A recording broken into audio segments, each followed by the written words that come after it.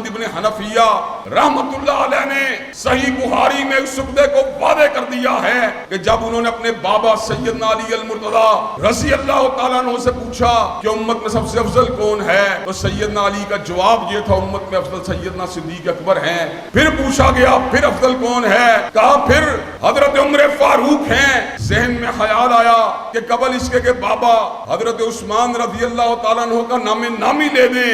میں نے کہا پھر تو آپ ہی ہوں گے. سیدنا علی المرتضی رضی اللہ تعالیٰ عنہ کی عاجزی انکساری اور للہیت کا عالم کیا ہے اور کثرت نفسی کا عالم کیا ہے. سیدنا علی المرتضی نے اس امر کا اعلان فرما دیا ما انا الا رجل من المسلمین، میں تو مسلمانوں کی جماعت کا ایک فرد ہوں. حضرات گرامی قدر، جس جماعت کے اندر صدیق و فاروق جیسے پھول ہوں اور عثمان و علی جیسے خوشنما اور خوش رنگ اور خوشبودار پھول ہوں، اللہ کے فضل و کرم سے وہ چمن جو توحید و سنت کا چمن ہے وہ قیامت کی دیواروں تک ان کی خوشبو سے مہکتا ہی رہے گا.